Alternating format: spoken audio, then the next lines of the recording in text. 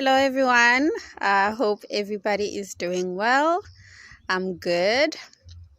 It's been just over a month that we've been here, and I just wanted to do a quick video about how it's been and just basically the environment,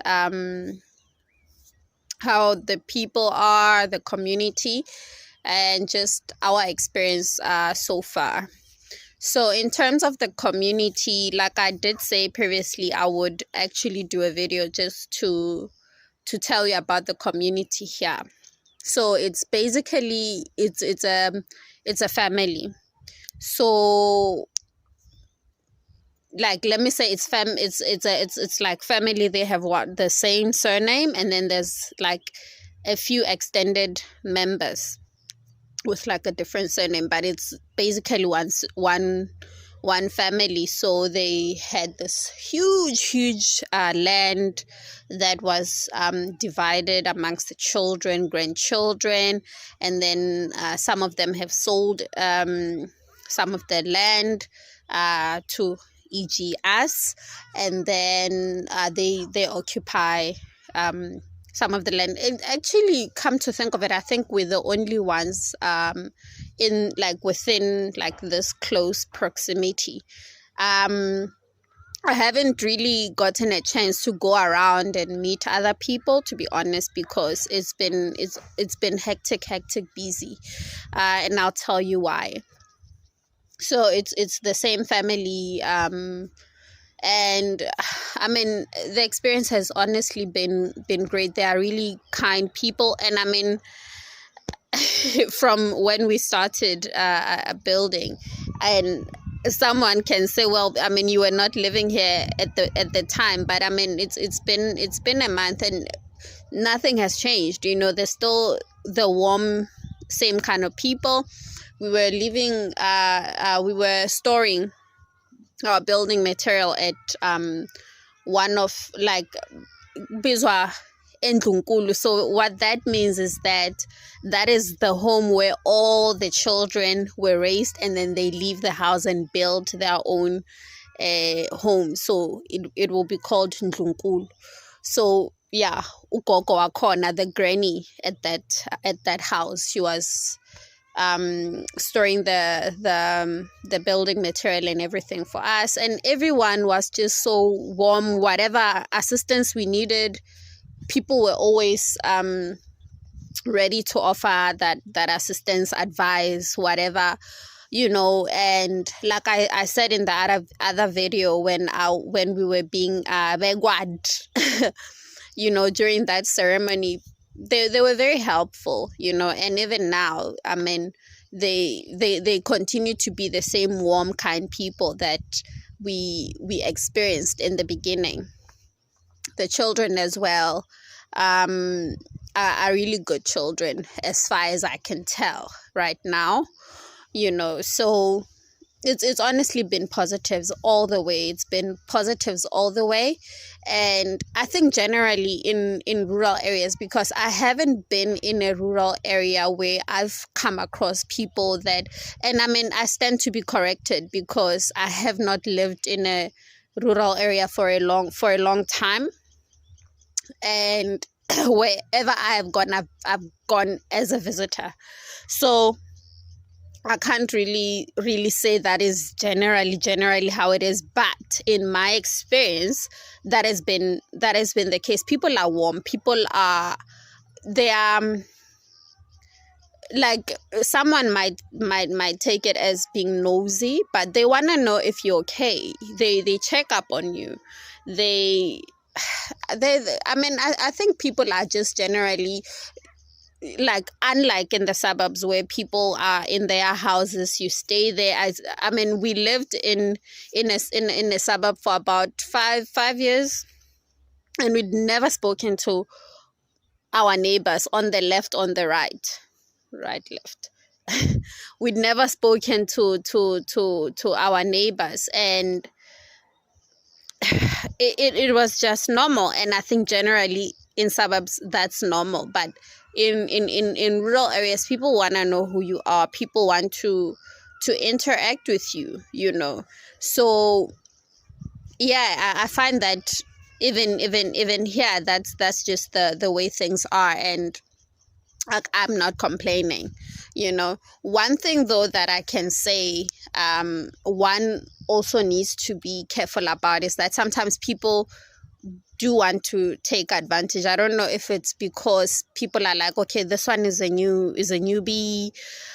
I think it's a human trait. People sometimes are just looking for an easy target. Maybe, I don't know if, maybe I'm using a strong word if I'm saying people are looking for an easy target, but sometimes people can take advantage, and I think that it is on you to recognize and balance, because sometimes you might think people are trying to take advantage when they are not, and like maybe they need help, for example.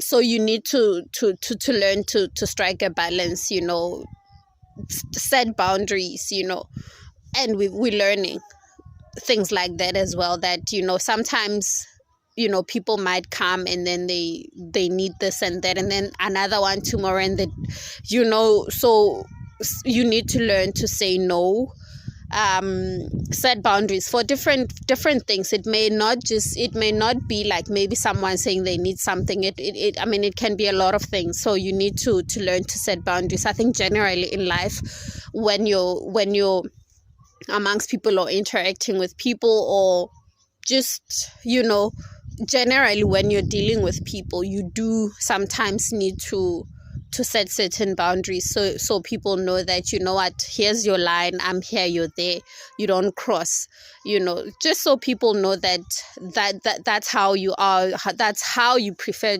to engage with, or when it comes to certain things. So yeah, but otherwise, in terms of the yard, the house, we've planted grass so far, and it rained, so it should be growing quite well, but we're not done. We had a lot of soil around the house when they're doing the foundation that we needed to move. It was a lot of work, guys. It was a lot of work because it got rock hard. So you can imagine how much work that was. And my husband is mostly only available during weekends. So sometimes during the week, I have to really get in there and get things done. So, it's been a hectic month. And because of that, I don't really have a lot of time. And that includes also things like just water, because we're in a rural area. There isn't like automatically running water, and again, because we built the house ourselves, so in a suburb, those things are easily accessible because there's pipes, there's all of that are already there, so you can quickly do that. But here you have to literally do things yourself, so it kind of makes things very hard to do. Things take longer to do here because of that, and those are things that we're gonna tackle one by one, and I will do videos on that as we tackle the different challenges that we are currently experiencing, and it's not easy, guys. It's not easy. So I don't want to kind of make it like, oh, it's so easy living in a rural area, let's all go there. Well, let's all come, but you also need to be aware that there are those challenges that you will have to tackle and deal with, and I will take you one by one as we solve one problem. I will tell you how we solved it and what we've done, where we are, and yeah, we will learn and yeah. But one thing that I can tell you now that I've solved a while ago, it wasn't necessarily that it was even a problem at the time, because there's a water issue right, in rural areas. And then there's a waste issue. There's no municipality that comes and takes your waste. You have to solve that one yourself. And there's a lot of areas where you find that there's a lot of dumping. It's depressing, guys. It's depressing. And right now, one thing we're trying to do in terms of waste, and which will come in also as we start doing the permaculture, so that we can have more of the food that we eat sourced from our own place, to basically eradicate things like plastic, that, you know, when you're buying things, there's a whole lot of plastic that you're buying in your normal, along with the items that you're buying when you're buying from your normal supermarkets and things like that.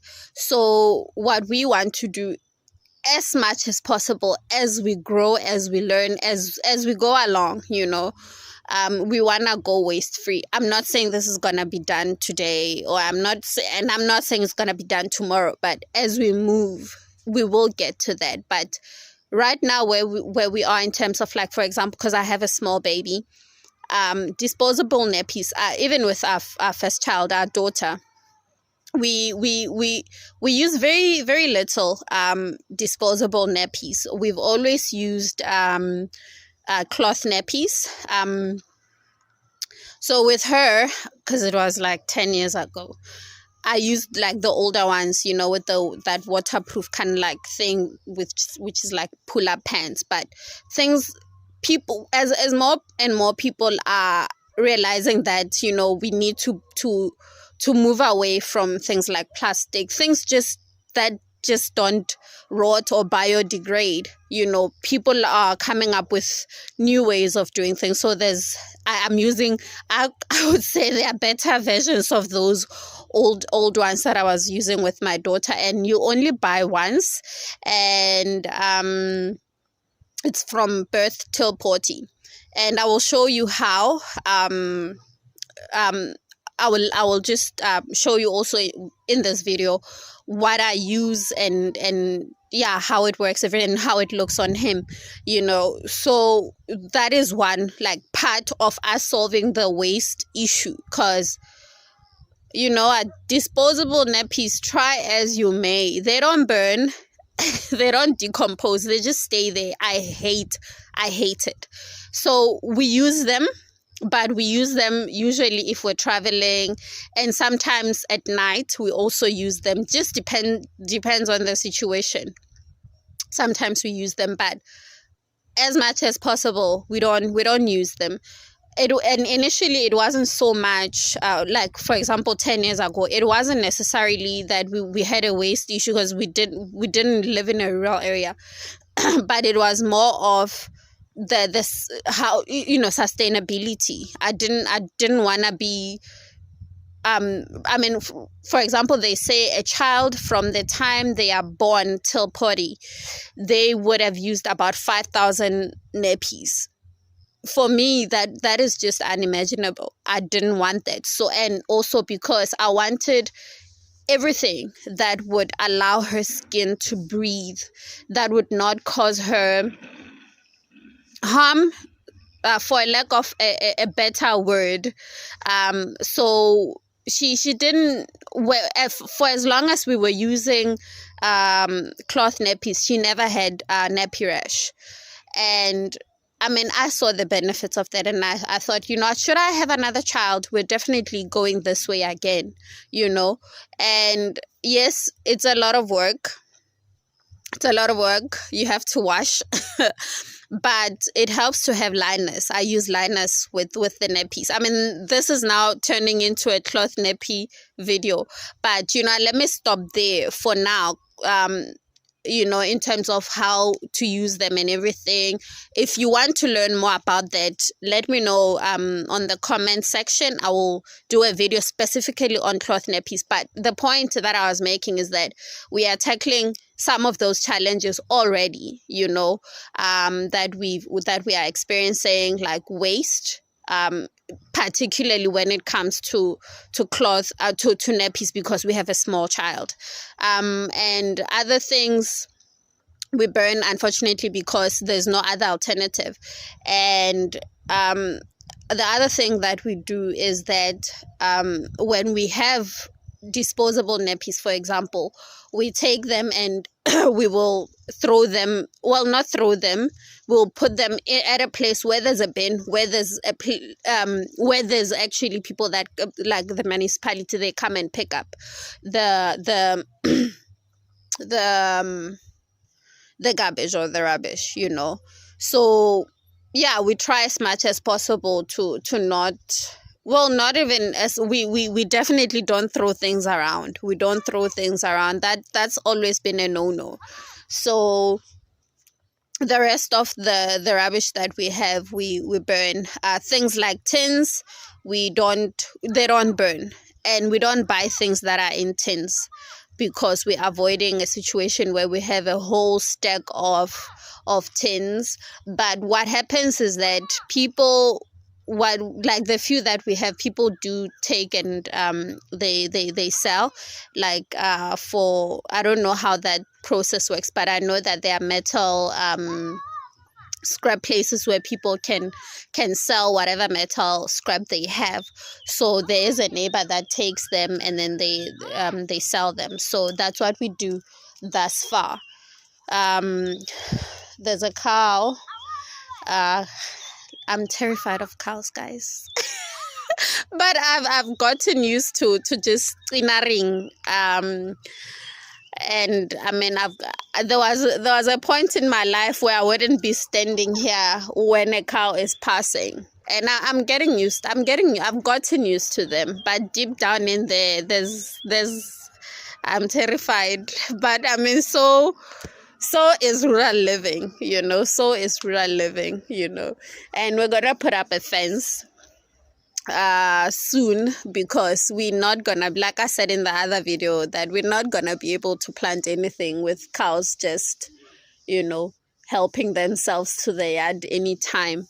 So yeah, anyways, that are some of the things we're doing with regards to waste. And in the future, we will hopefully become waste free as we live off the land and eat everything of the land as much as possible.